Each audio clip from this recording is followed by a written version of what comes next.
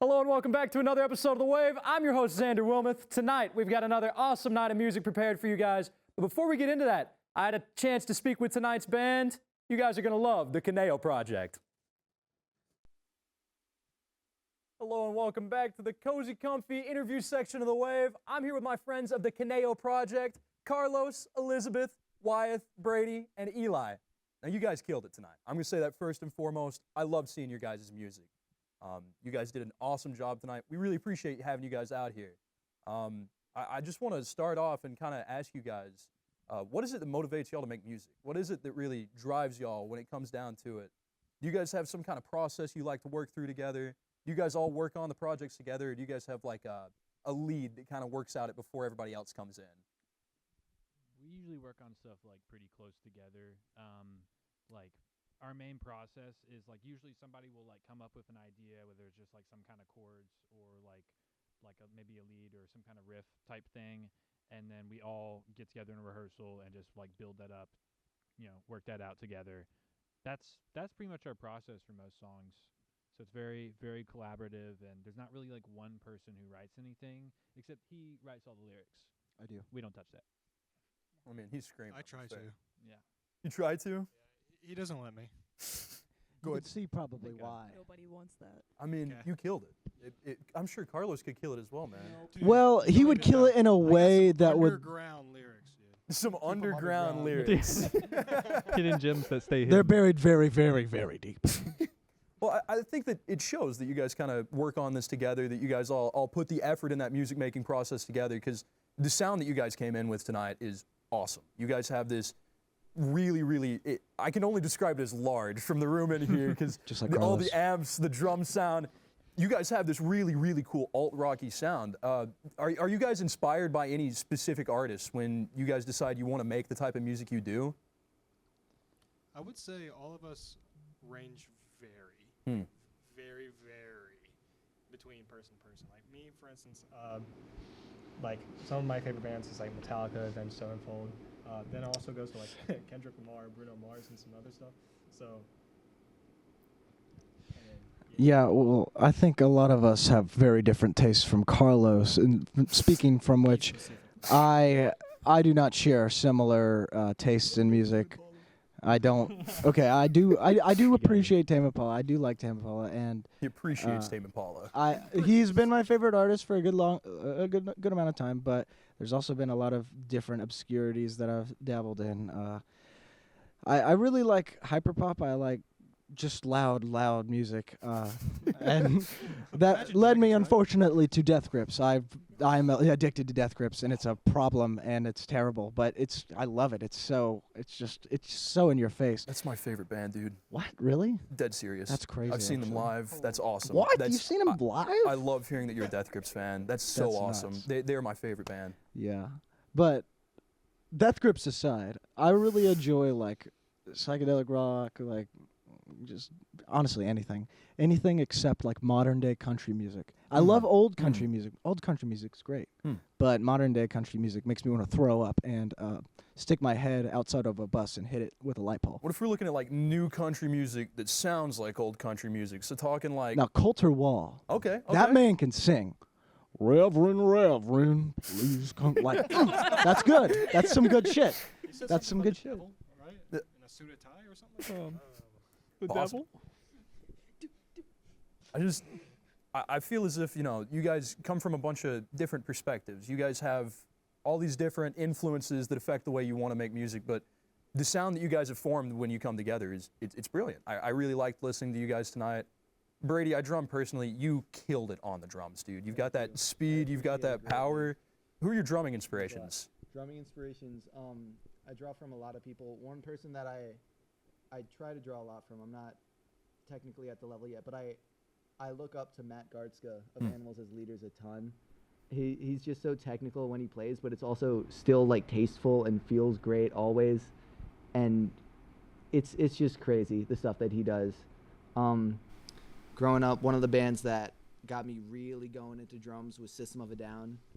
So their drummer, phenomenal, John Dolmayan, amazing drummer that I looked up to a lot as I was growing up.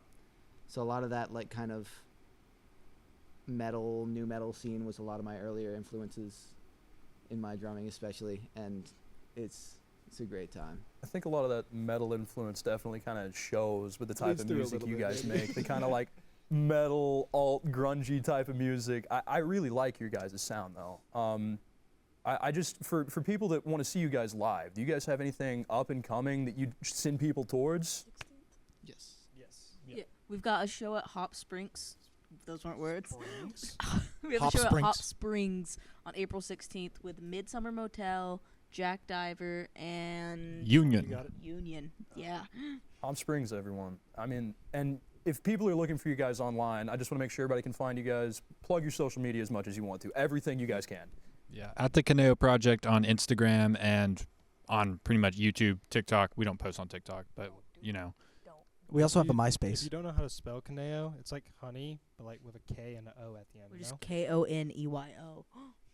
That's basically what I. It's kinda Koneyo. like honey with a bow. Koneyo. Koneyo. Who's kind of odd? Every show for like a year and a half. It was a fad.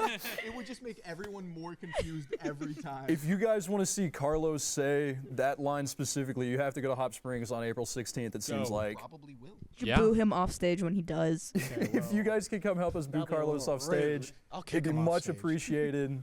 We can get a better guitar. Just drag him out, you know. No, I'm kidding. I'm kidding. Seriously. we got I think auditions everyone next is week. Incredibly Are you? talented. I wanted to say that first and foremost. I mean, you guys, I really enjoyed the music tonight, and I think our audience at home will as well. I think each and every person that watches this episode is really going to enjoy it.